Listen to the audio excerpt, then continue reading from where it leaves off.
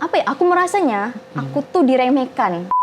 Aku tuh anaknya lebih enak mengeluarkan sesuatu tuh lewat lukisan. Ternyata karena aku nggak perlu ngobrol sama orang. Aku tinggal menggambar apa yang ada di perasaan aku selama ini, apa yang selama ini aku pendam.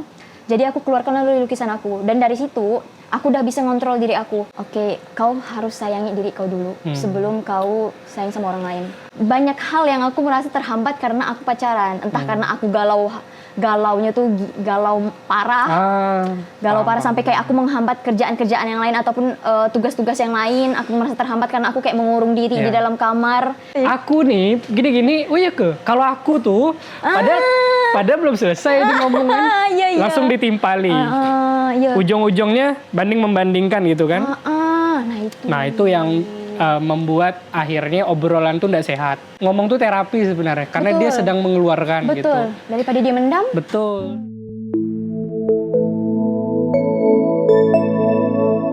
Assalamualaikum warahmatullahi wabarakatuh.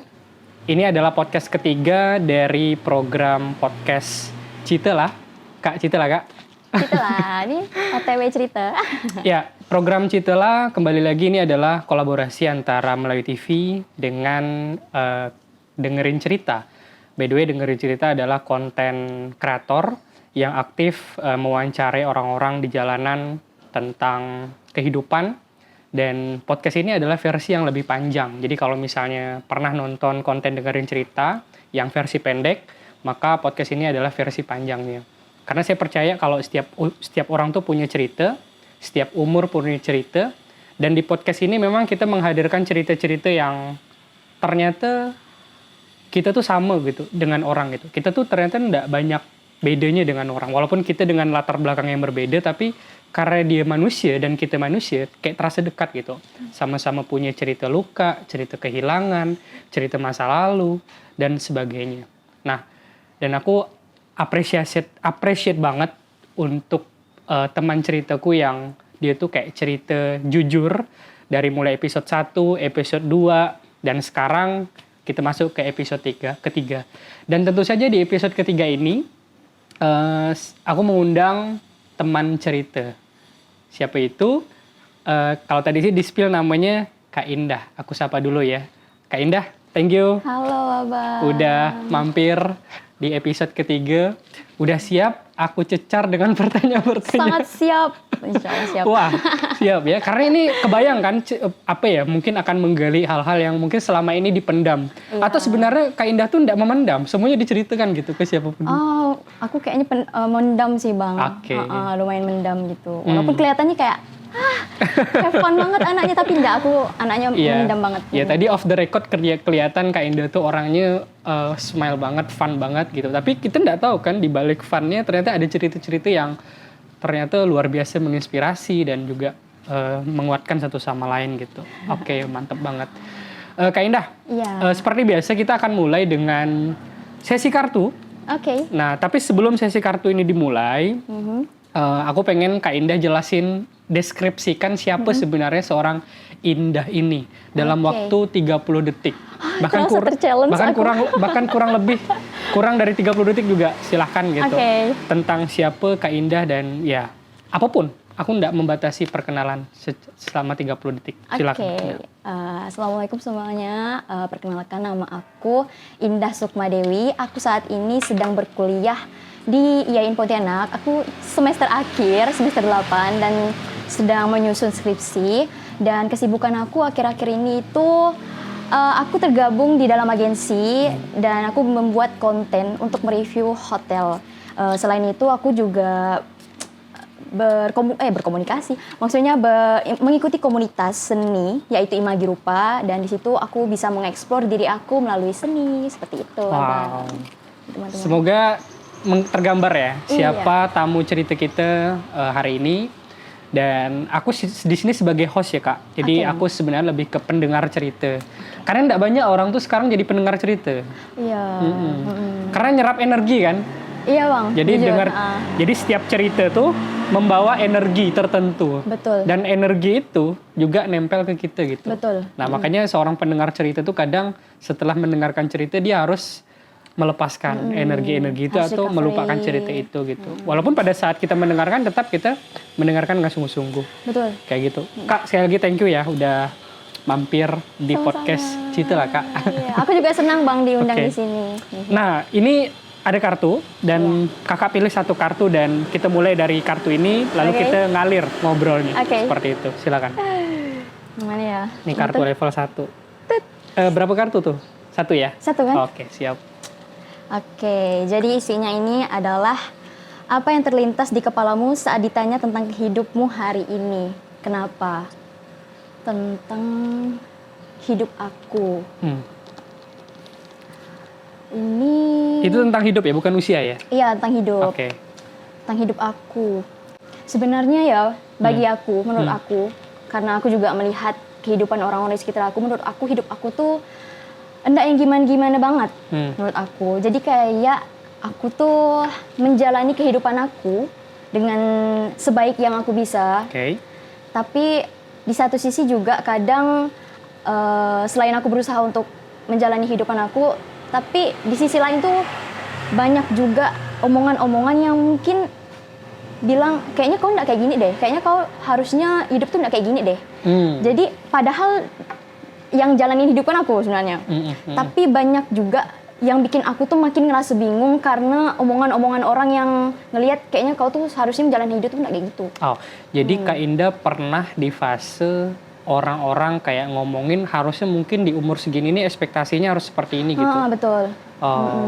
Dan Kak Indah apakah dari situ merasa kayak down, kayak bener ya, kayaknya memang aku nggak mampu ya, atau sebenarnya mengcounter itu justru gitu? Kalau dari aku pribadi, pastinya ya Bang, dalam umur-umur aku kayak gini, apa tebak deh umur aku berapa kalau dilihat dari pandangan Abang? 20-an lah. 20-an ya. Nah, kalau tepatnya sih umur aku tuh 22 Bang. 22, oke. Jadi 22 tahun itu kalau ditanya soal omongan orang yang mungkin pandangan harus hidup itu kayak gini, awalnya tuh aku pasti bahkan sampai sekarang tuh aku masih ngerasa kayak down dengan omongan itu. Tapi aku juga berusaha Bang, berusaha untuk oke, mungkin betul apa yang diomongkan orang itu dari pandangan dia pribadi. Namun kita juga harus mencari referensi ataupun pandangan-pandangan orang lain juga, bukan hanya satu orang yang dari kita dengar gitu Bang. Karena setiap orang kan punya pemandangan yang berbeda. Betul. Jadi dari pandangan orang yang berbeda itu kita satukan dan kita sesuaikan mana yang cocok dengan kita. Seperti itu sih Bang. Apakah respon kakak tuh kayak nggak suka dengan orang itu karena kayak dia underestimate lah, kayak membuat kita pandangan dia tuh merendahkan, atau justru kakak termotivasi gitu? Aku mungkin lebih ketergantung orangnya Bang, siapa yang ngomong ke aku. Kalau misalnya kayak keluarga ya, di satu sisi kadang aku kayak ngerasa kesal, kenapa sih kayak gini, kan kalian kenal aku, harusnya kayak menyemangati aku, membantu aku. Karena untuk orang berproses. terdekat ya. Karena kayak kita ngerasa itu adalah safe place kita, Betul. safe person kita gitu. Tapi kenapa malah kita ngerasa kayaknya sama orang terdekat ini kita kok makin ngerasa kayak ngerasa kita makin jauh gitu Bang. Ada perasaan itu Ada ya? perasaan seperti itu, tapi setelah dipikir-pikir, oke, mungkin karena tujuan dia untuk kita nih hidupnya jadi lebih baik, jadi mungkin pengennya tuh lebih baik dari dirinya pribadi, seperti itu sih Bang. Jadi kayak aku berusaha dalam beberapa waktu ini aku kayak refleksi, nggak apa-apa orang ngasih tahu aku, berarti orang itu peduli sama aku. Iya, jadi akhirnya kakak menangkap intinya ya, maksud baiknya ya. baiknya. Walaupun mungkin dengan bahasa-bahasa yang kurang berkenan. Iya, jujur. Pernah? Pernah, sering kali Bang. Jadi Sering kayak kali. udah awalnya aku nggak terima, tapi nggak apa-apa, pelan-pelan kita nggak mungkin stuck juga di rasa sakit itu. Jadi kita pelan-pelan sama-sama untuk progres gimana jadi lebih baik lagi. Kenapa? Karena apakah tidak sesuai fakta, kayak atau memang meremehkan, yang memang betul aku memang belum jadi apa-apa misalnya saat ini, tapi aku tidak mau digitukan dengan bahasa-bahasa seperti itu. Sebenarnya apa yang nggak disukai gitu? Mungkin gini Bang, pernah ada beberapa kali aku tuh kayak gagal melakukan sesuatu. Jadi aku merasanya aku tuh diremehkan. Jadi itulah yang mungkin ngerasa bikin aku nggak terima. Kok kan kayak makin meremehkan aku sih, kan kita juga sama-sama baru hidup nih, kita sama-sama menata hidup. Jadi alangkah baiknya omongan-omongan seperti itu mungkin lebih baiknya tuh kayak memotivasi ataupun ngasih semangat buat kita sama-sama belajar gimana sih menjalani hidup yang seharusnya. Kayak seperti itu sih Bang. Dan sampai kemudian kakak menemukan orang-orang yang akhirnya justru juga banyak kok yang mendukung. Betul. Dan itu yang menguatkan kakak juga ya. Betul, seperti itu sih Bang. Oh, jadi kakak memandang hidup sekarang ini lebih ke tadi?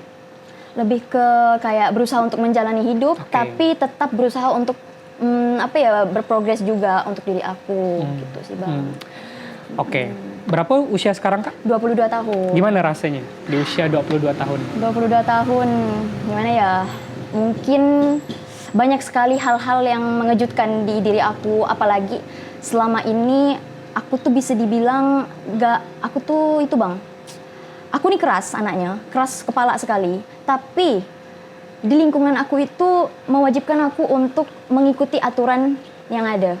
Jadi gimana tuh selama aku dari kecil hingga aku dewasa seperti ini, mungkin sampai SMK lah ya, itu tuh aku masih harus ngikutin apa kata orang tua aku merasa disetir. Walaupun emang tujuannya tuh setelah aku pikir-pikir itu baik, tapi emang ada di hati kecil aku tuh kayak aku tuh ngerasa aku tuh disetir, aku tuh nggak bisa memilih pilihan aku. Apakah pernah ketika semakin disetir, dikekang, semakin melunjak? Kayak gitu, semakin ngelawan gitu. Pernah di fase itu? Pernah aku di fase itu. Dan tapi aku pernah menyesal juga karena aku tidak dengar omongan orang tuaku.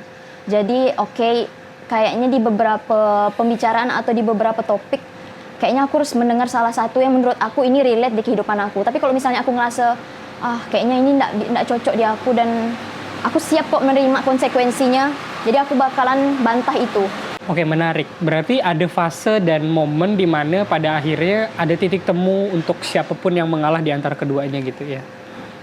Bisa dibilang gitu, tapi abang tahu lah ya, namanya orang tua ataupun orang yang lebih tua dari kita, contohnya kakak atau abang kita, pasti dia tuh karena jadi panutan, otomatis dia tuh pengennya tuh kita tetap mengikuti apa yang dia kasih, apa yang dia sarankan untuk kita, karena pasti dia tuh ngasih solusi yang terbaik untuknya. Walaupun di kita mungkin ngerasa kayaknya nggak cocok lah ini untuk aku, kayaknya nggak pas lah ini untuk aku gitu. Jadi emang balik ke diri kita untuk berusaha untuk memproses itu sih Bang sebenarnya. Oke, kakak bilang kalau kakak tuh keras dalam pengertian keras kepala, kayak susah dikasih tahu. Kalau bener? Iya emang keras kepala. Aku ngerasa kok. Enggak, maksudnya bagi kakak tuh benar gitu ya? Benar. Oke. Aku itu. Siap. Ada enggak ketakutan terbesar kakak di usia 22 tahun? Jujur ada. Apalagi di usia sekarang, aku tuh yang seharusnya udah selesai kuliah ya, karena melihat teman-teman aku, apalagi keluarga aku juga, ayo ini kapan nih mau diselesaikan nih, karena ada tuntutan dari keluarga juga kan. Jadi kayak, ini gimana nih kalau aku misalnya nggak selesai cepat, apakah nanti bakalan berpengaruh di kehidupan aku selanjutnya, atau kalau dengan saat ini yang aku masih fokus kerja juga sambil-sambilan kerja, apakah ini adalah pilihan yang tepat untuk aku untuk menyambil sambil kuliah, sambil kerja, seperti itu sih Bang. Jadi itu ketakutan aku takut kalau misalnya aku mencoba nih untuk milih dua-duanya untuk di kehidupan aku, tapi ternyata itu malah menjerumuskan aku. Kita kan nggak tahu ya Bang. Ya. Takut salah pilih langkah. Takut salah pilih langkah, seperti itu sih Bang. Oke, menarik. Apa perbedaan kakak sebelum usia 20-an dan sekarang tuh kayak udah menginjak usia 22 tahun? Tentu beda kan perbedaannya. Beda. Misalnya nih, sekarang merasa keras kepala. Apakah sebelumnya enggak keras kepala atau juga sama? Sama, dari kecil. Dari kecil. Kayak aku memang keras kepala. Makanya selalu dikasih tahu tuh Bang. Karena aku keras kepala kan. Kayak takutnya tuh, itulah dari kecil tuh emang udah dikasih tahu, kau nih nanti gini-gini, nanti kau salah, nanti kau coba takutnya nanti kau menimbulkan masalah atau segala macam kayak gitu. Bagaimana mempengaruhi dan apa ya? Mengajak Kak Indah supaya tidak keras kepala. Apakah dengan cara yang lembut misalnya? Kan orang kan mungkin bagi yang nonton ini kan pengen tahu kan. Oke. Menarik sih ini, sumpah menarik karena jarang juga ada orang nanya aku kayak gini Bang. Kalau dari aku pribadi, aku sebenarnya lebih suka diajak ngobrol baik-baik. Karena aku keras kepala ya. Otomatis kalau orang keras ke aku juga, aku ngerasa kayak, oh ini terancam, aku merasa terancam nih kalau misalnya kau keras-keras ke aku nih. Jadi kalau misalnya ngobrol baik-baik, contohnya kayak kemarin, aku sempat diajak ngobrol juga sama kakak aku, sama bapak aku, mengenai masalah perkuliahan inilah. Oke, mungkin awalnya aku ngerasa kayak, aduh, ngerasa ke-trigger nih atau ngerasa kayak diserang nih gitu Yeah. kan. Walaupun niatnya baik, tapi kayak pas dia ngobrol baik-baik, tujuan dia kayak pengen kayak gini biar kita cepat selesai, biar kita nyaman kerja, biar orang tua nggak kepikiran. Oke, kita berusaha pelan-pelan terima dan cara dia ngobrol juga baik gitu. Aku memang agak keras sih Bang awalnya, tapi pas udah lama-lama dengar, oke, aku juga harus berusaha untuk pelan-pelan dan tidak mau mengeraskan diri aku. Iya. Dan akhirnya aku mulai mau memberanikan diri aku ya untuk bertemu dosen gitu. Jadi kayak itu sih Bang, jadi caranya tuh lebih ke kayak oke, kita ngobrol baik-baik, dengan tujuan yang baik. Aku juga akan berusaha untuk menerima itu. Nah, Seperti jadi itu. apa fakta atau hal menarik dari seorang yang merasa dirinya keras kepala, yang mungkin orang di luar sana nggak tahu, yang mungkin orang di luar sana tuh kayak merasa, kok ini kejam nih, kok ini keras nih gitu. Padahal kita tuh ada sesuatu yang kita tuh, aku nggak keras kepala, aku keras kepala ini karena aku ngerespon hal-hal yang menurutku nggak baik gitu. Kayak gimana Kak? Sebenarnya tuh ya Bang, balik lagi ke diri pribadi, gimana cara dia menilai diri dia. Karena yang kenal diri kita sebenarnya itu adalah kita sendiri. Orang tua kita bahkan, kita tuh kadang masih menutupi, kita nih sebenarnya gimana sih?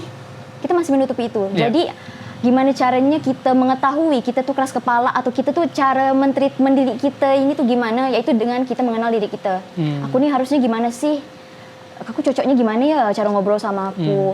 Apakah aku emang harus dikeraskan, aku harus kayak ditekan, kayak harus dimarah-marah baru aku bisa dengar, atau emang kita harus ngobrol baik-baik biar kita bisa dapat jalan keluarnya, kayak gitu. Jadi lebih baik untuk orang-orang yang di luar sana, kalau misalnya ngerasa dia belum kenal, kalian belum kenal sama diri kalian, alangkah baiknya kalian tuh meluangkan waktu untuk mungkin ngobrol sama diri kalian sendiri. Terkesan aneh untuk beberapa orang. Kayak apa sih kok ngomong sama diri kau sendiri, emang kok gila ya? Kan Bang, abang pernah nggak sih kayak ngerasa kayak kenapa ya aku ngomong sama diri aku seorang gitu. Betul. Tapi berdasarkan apa yang aku dapat dari kuliah aku juga, karena aku jurusan komunikasi kan, ternyata ngobrol sama diri sendiri itu perlu. Bahkan kita setiap hari itu ngobrol sama diri kita sendiri Bang. Contohnya kita mau milih baju, kita pilih baju apa ya hari ini ya, kayaknya kalau aku pilih baju ini kayaknya nggak cocok deh kayak ini. Kalau aku pilih baju ini cocok sih ini untuk outfit aku untuk pergi ke Melayu TV. Kayak gitu. Betul. Jadi sesimpel itu kita ngobrol sama diri kita. Jadi dengan kita ngobrol hal serius dengan diri kita sendiri, itu malah bikin kita tuh ternyata aku gini ya orangnya, kayak gitu. Gitu sih Bang. Jadi perbedaan Kakak di sebelum usia 20-an dengan usia setelah 20-an yang signifikan apa Kak? Aku berusaha untuk kenal diri aku. Aku berusaha kayak oke, kau harus sayangi diri kau dulu sebelum kau sayang sama orang lain. Apakah Kak Indah merasa keras ke diri sendiri? Jujur, iya. Aku keras, kayak terlalu memaksakan kadang. Dan kadang aku juga, saking aku kayak nggak terima nasihat atau apa, aku jadi kayak membiarkan diri aku. Abang ngerti nggak maksud aku gimana? Kayak membiarkan apa ya? Ya udahlah, kayaknya aku kayak gini lah. Aku kayak gini. Padahal belum tentu itu baik juga kan untuk kita. Bukan itu nyerah bukan atau kayak... Kadang bisa dibilang juga nyerah.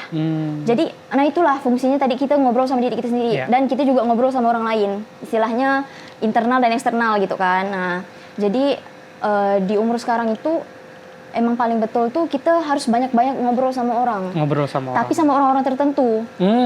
Tertentu. Karena aku nih emang pengobrol orangnya Bang. Tapi aku makin kesini aku tuh makin lihat siapa sih orang yang cocok buat aku ajak obrol, ngajak ngobrol. Siapa sih orang yang aku cocok untuk aku ajak deep talk gitu. Iya.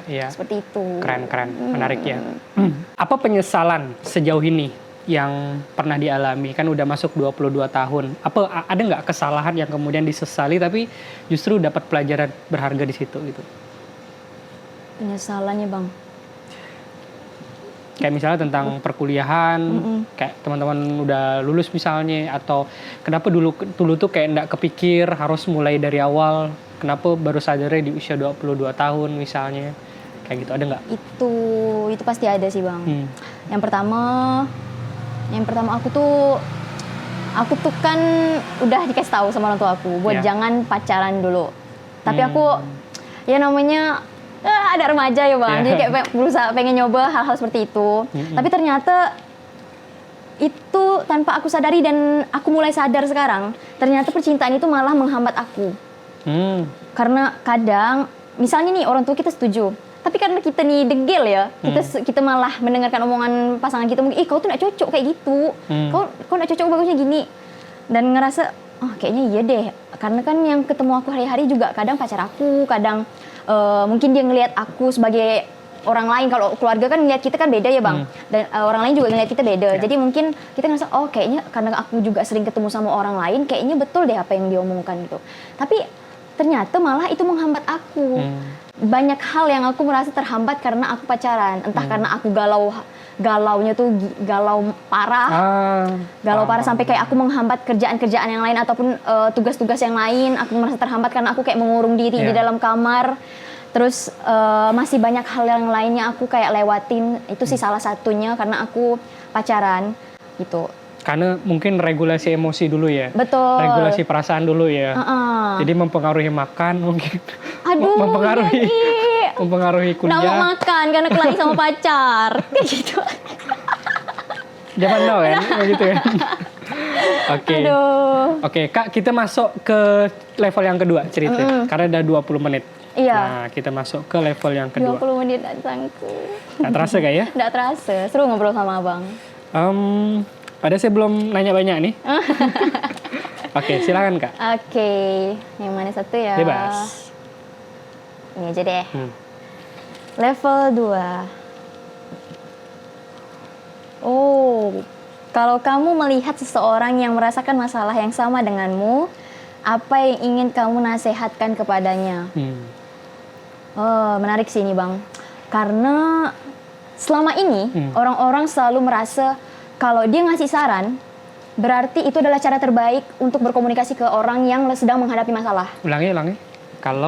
Kalau misalnya kita ketemu orang yang mempunyai masalah yang sama kita, kadang kita berpikir, atau orang-orang, sebagian orang berpikir kalau memberi solusi itu adalah cara terbaik untuk berkomunikasi dengan orang itu ketika menghadapi masalah. Padahal salah satu cara yang terbaik, ini salah satu ya bang ya, karena tiap orang punya treatment yang berbeda-beda. Salah satu cara terbaik adalah kita mendengarkan orang itu. Apakah orang itu butuh untuk dikasih nasihat, atau orang itu cuma butuh validasi? Karena itu berpengaruh sekali untuk pertemanan. Betul. Atau untuk emosional dia sendiri. Jadi kita harus bisa nih menempatkan diri kita, apakah kita nih untuk sosok menjadi sosok nasihat, apa ya, kayak sosok penasehat dia, atau sosok untuk memvalidasi perasaan dia, atau untuk mendengarkan dia. Jadi kayak gitu bang. Jadi aku harus menyesuaikan sama orang yang aku ajak ngobrol, atau orang yang pengen ngobrol sama aku. Kakak tanya dulu gak? Kamu tahu solusi dah, atau kok cuma pengen aku dengarkan gitu? Untuk beberapa momen aku kayak gitu, karena ada orang yang mungkin dia bingung gimana caranya pengen ngobrol, dia tuh butuh solusi atau butuh validasi. Jadi, tapi aku juga lihat nih dari dia ngobrol, kadang dia ngomong sendiri, menurut kau gimana lah ya, atau ya aku nih kayak gini, gini. Tapi dia tuh kayak ngomong itu bang butuh validasi. Kan bisa dinilai tuh dari cara dia ngobrol. Jadi dari situlah kita pelan-pelan untuk sadar, oh kayaknya dia nih emang butuh validasi. Karena apa bang? Kalau misalnya kita kasih solusi, energi kita habis. Karena apa? Kita berusaha berpikir gimana nih solusi yang terbaik untuk dia. Padahal dia nggak butuh itu. Dia butuh emosi dia tuh divalidasi sama kita. Oh iya sih, aku ngerti sih kenapa kau ngerasa kayak gini. Jadi solusi itu datang dari? Solusi itu datang dari misalnya dia butuh gimana. Itu menurut aku kayak dia pengen arah obrolan ini kemana. Itu sih aku bang untuk saat ini ya, karena aku belajar kayak ternyata aku juga sendiri kayak gitu. Aku nggak suka nih kalau orang ngasih saran ke aku, padahal aku kayak pengen di ngerti aja. Jadi kayak kita refleksi ke diri kita sendiri, gimana sih kita kalau ngobrol sama orang, apakah kita itu butuhnya kayak gini, terus respon orang gimana kalau misalnya orang itu tidak sesuai dengan apa yang ada di ekspektasi kita. Jadi kayak gitu bang. Itu sih keresahan aku juga tuh ke Indah. Jadi kalau di kafe-kafe itu bukan nggak kita nguping, kedengaran. Iya ngerti. Aku nih gini-gini, kalau aku tuh pada belum selesai di ngomongan, langsung ditimpali. Ujung-ujungnya banding-membandingkan gitu kan. Nah itu yang membuat akhirnya obrolan tuh nggak sehat. Kayak gitu. Padahal dua orang itu bisa saling menyembuhkan dengan satu ngomong jadi ngomong tuh terapi sebenarnya, karena dia sedang mengeluarkan gitu. Daripada dia mendam. Nah kemudian setelah dia ngomong ya giliran dia juga yang mendengarkan kayak gitu. Selama ini yang terjadi 80% 20% lebih banyak dia ngomong gitu. Oke, ini sembuh masalahnya kan, udah terapi, udah ngomong. Yang ini yang nerima nih jadi masalah gitu. Nah itu sih betul sih. Iya. Itu salah satu keresahanku juga gitu. Oke, Kak Indah ini ternyata seorang pelukis ya. Iya, aku melukis. Berarti kreatif dong anaknya ya. Gimana ya kalau soal itu, untuk saat ini aku tuh anaknya realis bang. Anak realis, dan realis itu kan lebih ke berfokus sama apa yang dia lihat. Iya. Jadi itu yang dilukis. Tapi aku berusaha untuk keluar dari zona nyaman aku. Aku pengen apa yang ada di otak aku itu yang aku keluarkan dari lukisan aku. Jadi lukisan tuh adalah bentuk ekspresi seorang Indah. Betul. Oke. Untuk di beberapa Tapi karya sesuai aku. mood juga kadang-kadang tuh kan. Betul. Kalau lagi nggak mood ya nggak mau. Nggak mau aku menunjukkannya. Oke. Oke, jadi bisa dibilang ini bakat atau sesuatu yang latihan gitu. Dan Kak Indah percaya kalau pelukis itu adalah memang lahir dari bakat atau dari kerja keras, dari latihan terus menerus gitu. Menurut aku bang, itu berdasarkan lingkungan. Pertama, itu kita ini banyak aspeknya untuk dalam seni lukis ini. Atau seni-seni apapun itu. Pertama lingkungan. Keluarga kita apakah dari seniman? Karena kalau misalnya kita melihat di sekitar kita dari kita kecil, ternyata keluarga kita ini seniman, otomatis yang tumbuh di diri kita itu adalah seni, ataupun kita berusaha untuk mengeksplor apa yang kita lihat selama ini di lingkungan kita. Kedua, kalau misalnya orang itu merasa dia nggak bisa untuk menggambar, aku nggak bisa gambar nih, aku gambar bulat ya mereng, gambar nggak berot. Padahal itu adalah kurangnya latihan ataupun kurangnya pengen nyoba. Jadi kalau misalnya kita ngerasa kita nggak bisa menggambar, tapi kita pengen, coba aja gambar. Biarpun gambaran kau tuh nggak sesuai dengan apa yang ada di ekspektasi kau. So, saya tuh sampai sekarang juga masih kayak gitu bang. Kalau misalnya ekspektasi saya nih, saya pengen kayak gini, tapi ternyata yang digambar saya tuh beda, otomatis saya tuh ngerasa kayak, kayaknya nggak bagus lah gambar aku. Kayaknya aku masih kurang lah. Kayaknya aku nggak mau melanjutkan lagi lah, karena kayak pasti hasilnya nggak bakal sesuai dengan apa yang aku harapkan. Padahal kalau kita udah berhenti di situ, otomatis kita nggak mau berusaha untuk berproses di situ. Karena di ngelukis itu bentuk proses kita bang, proses kita kenal sama diri kita, kayak kita nih gimana sih, apakah kita nih bakal menyelesaikan masalah yang ada di dalam lukisan kita atau kita meninggalkan itu. Seperti itu sih bang. Karena lukisan itu bang, kalau dari aku pribadi, lukisan itu nggak bakalan selesai, nggak bakalan ada ujungnya, karena kita bakalan terus menambah, ada rasa pengen kayak gitu, berusaha untuk perfeksionis. Tapi kalau misalnya kita ngerasa kayak, oke ini cukup, pesannya udah tersampaikan ke orang-orang, sebenarnya itu udah cukup. Karena ada orang tuh yang ngerasa, kayaknya belum selesai lukisan aku, kayaknya aku masih jauh lah, kayaknya aku belum pandai lah. Nah dari situ dia udah berhenti. Padahal itu adalah bentuk proses kita untuk menjadi lebih baik lagi dalam, contohnya melukis itu. Apa dari lukisan itu yang membentuk diri seorang Indah? Seberpengaruh apa bakat, kemampuan melukis kemudian membentuk seorang Kak Indah sekarang gitu? Ada enggak gitu?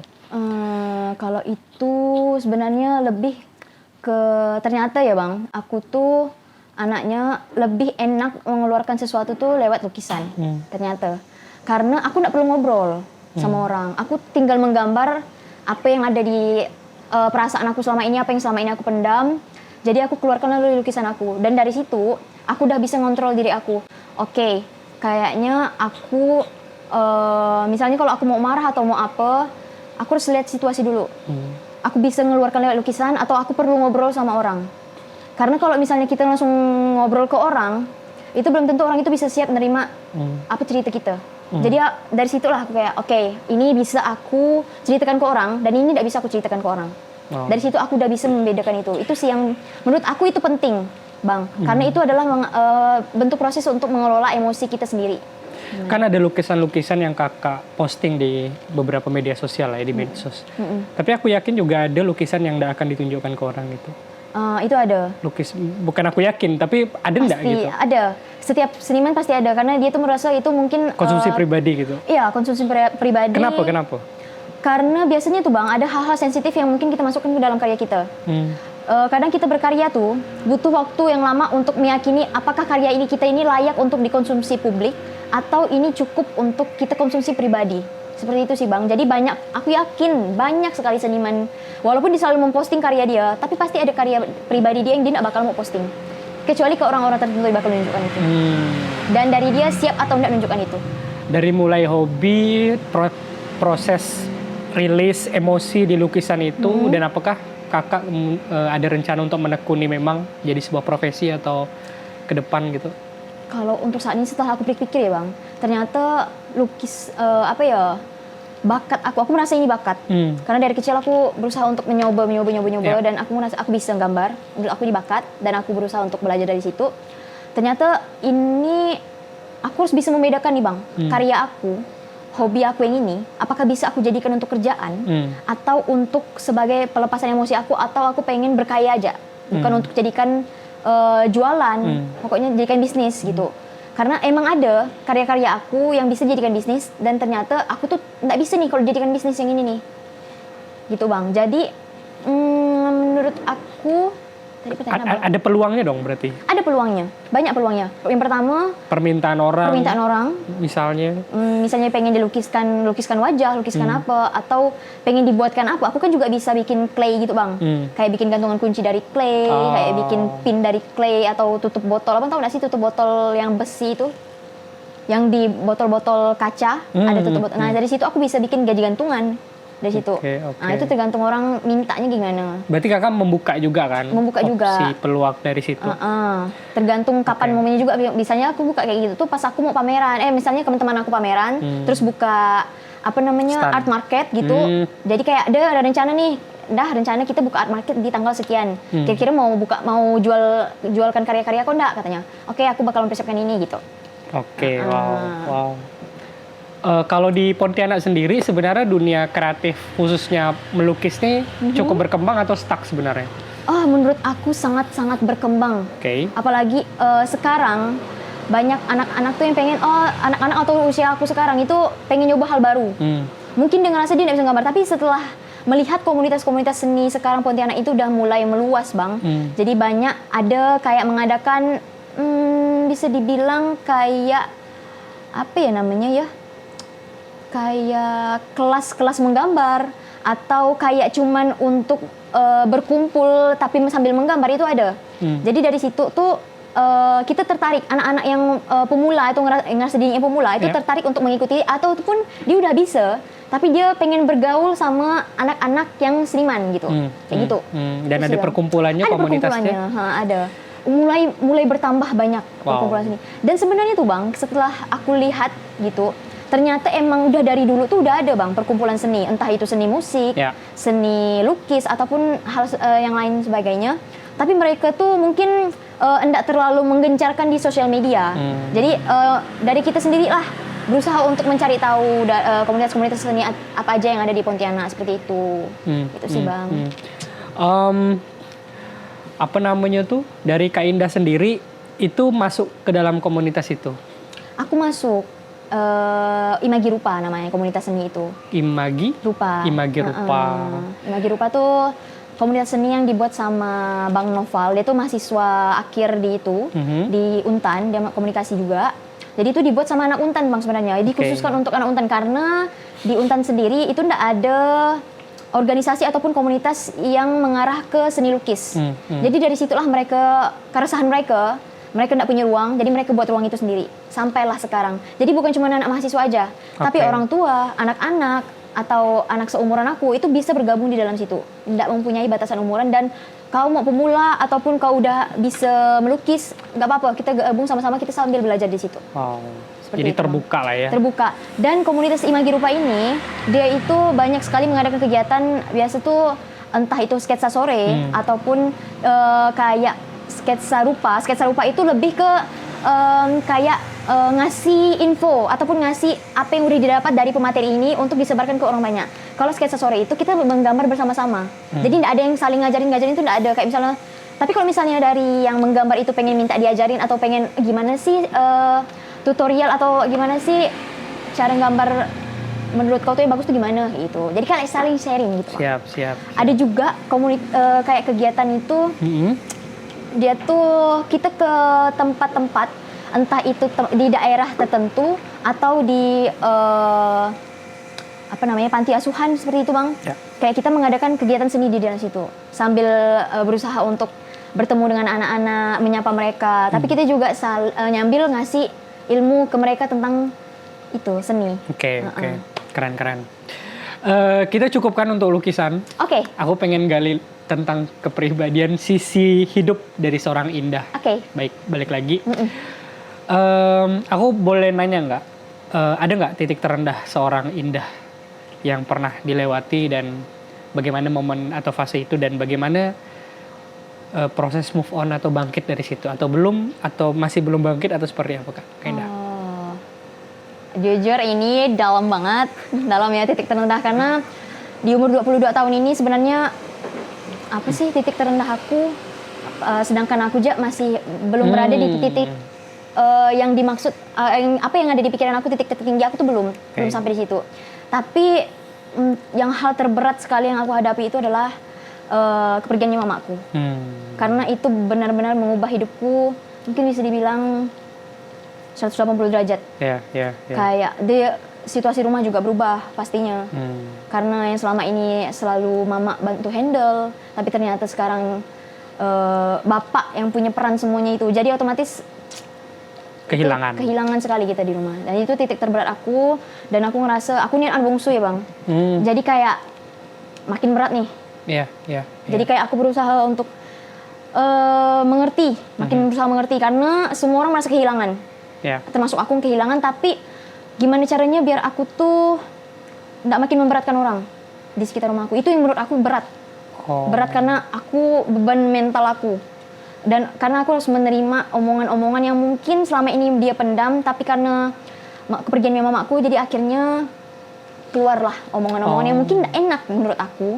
Mungkin gak enak, tapi ya mau gimana lagi, karena emosinya udah sulit untuk dikontrol, karena kepergian orang tersayang kita. Jadi ada yang gak bisa dikontrol dari situ.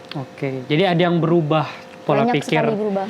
Indah setelah itu ya? Banyak. Jadi entah aku berusaha untuk mengerti. Sebenarnya dalam beberapa minggu lalu tuh aku menghadapi sesuatu yang sebenarnya menurut aku gimana ya?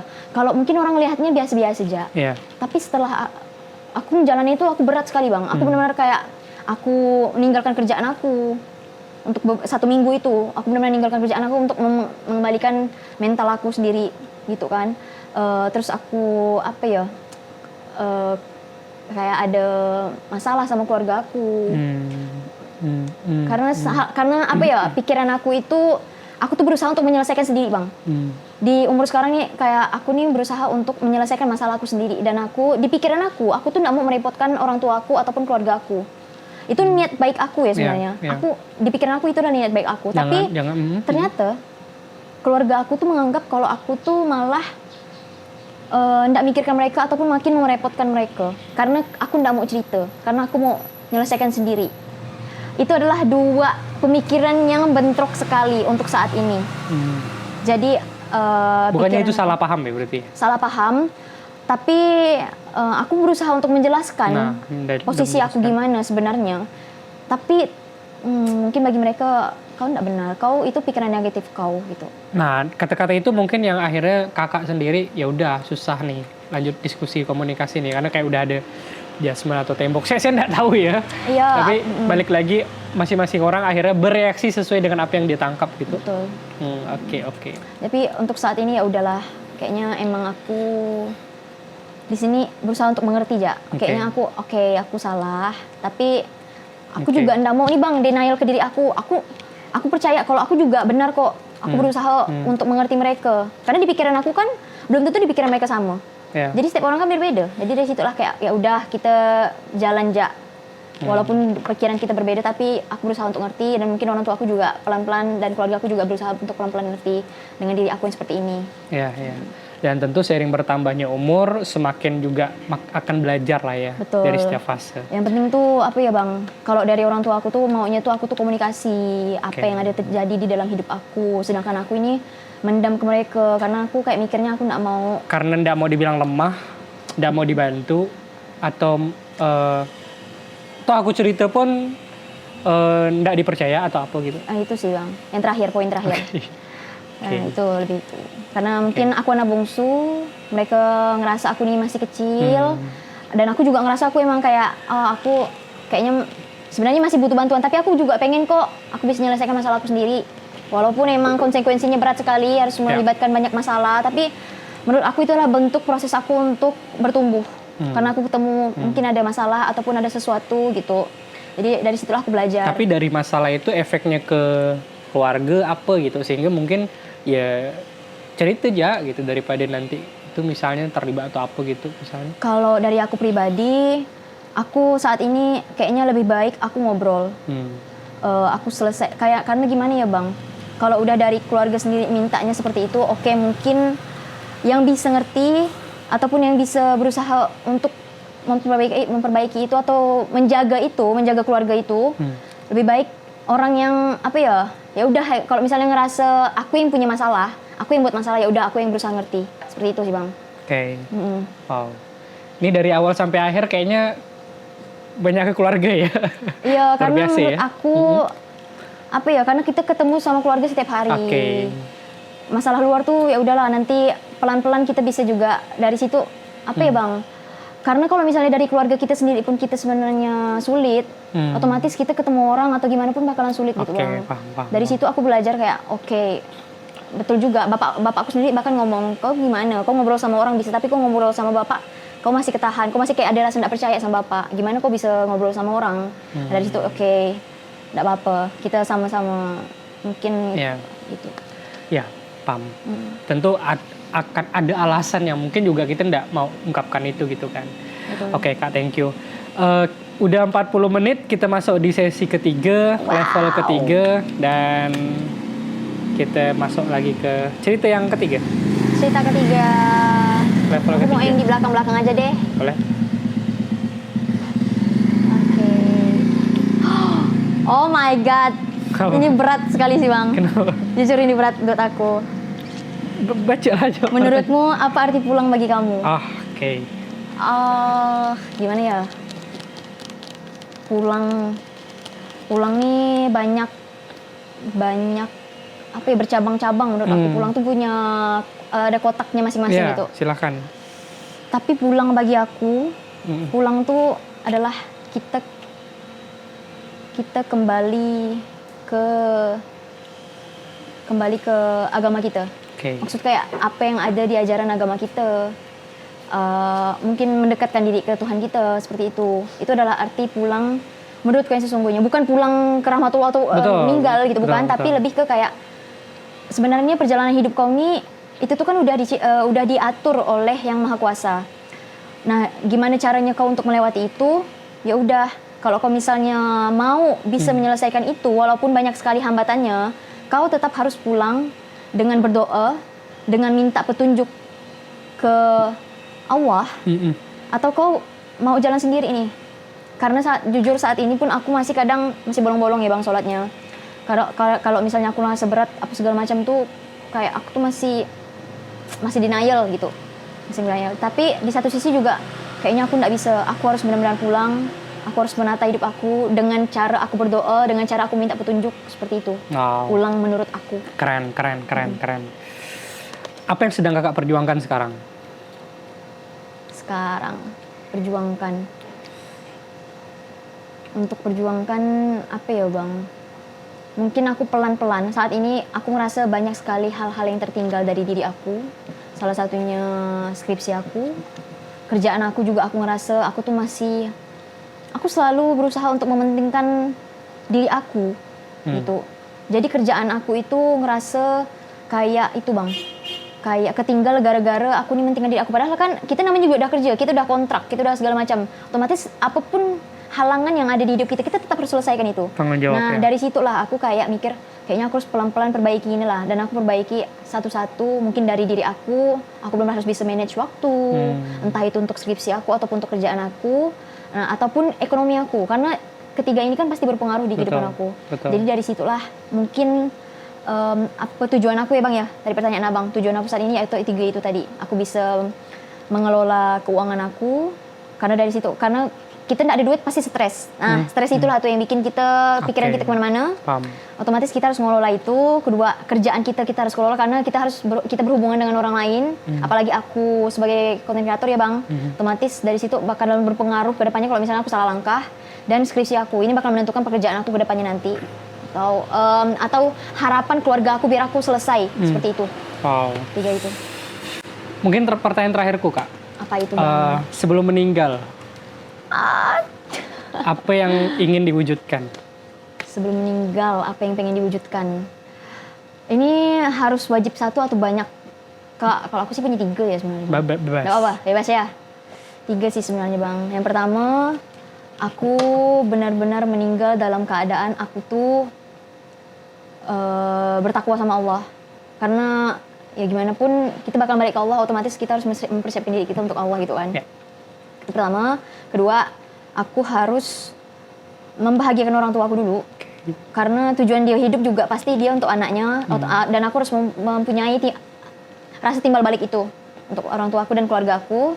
Sama yang ketiga, aku pengen membuat sesuatu apapun itu, entah sekecil video atau apa itu tuh berarti untuk orang. Aku pengen punya pameran seni. Itu benar cita-cita aku dari dulu. Aku pengen punya galeri seni. Aku berpameran di situ dan hasil karya aku, entah itu dari diri aku pribadi atau itu tentang budaya atau tentang sosial. Jadi di situ aku jadikan satu semuanya, dan orang-orang bisa belajar dari situ dan mungkin mendapatkan pandangan atau cara dia menyelesaikan diri sendiri dari hasil karya aku. Itu sih sebelum aku meninggal. 3 itu ya. 3 itu. Dan itu memang lagi diperjuangkan juga. Betul. Dari sampai sekarang gitu. Sampai sekarang. Ada lagi nggak cerita yang mungkin belum sempat aku tanyakan tapi kamu cerita gitu? Apa ya Bang? Aku pengen lebih kenanya abang sih. Karena kan dari tadi aku udah yaping nih Bang. Aku pengen abang juga ngobrol gitu. Biar kita tuh dua arah gitu ngobrol kita. Jadi aku juga dapat insight dari abang. Ini memang sesinya aku nanya. Iya juga sih, tapi aku pengen tahu dari abang. Gimana, boleh enggak? Boleh. Satu pertanyaan boleh. Satu pertanyaan. Oke. Abang, kalau aku boleh tanya, abang extrovert atau introvert? Introvert. Abang introvert. Oke. Nah, aku tuh pengen ya Bang, kayak pandangan orang-orang introvert ke extroverts itu sendiri. Ya. Kayak gimana sih pandangan orang introvert melihat extrovert yang kayaknya emosi dia tuh atau energi dia tuh yang kayak berlebih-lebih sekali gitu. Karena selama ini aku tuh pernah mendengar dari beberapa orang Bang, kayak orang tuh melihat aku tuh energinya besar.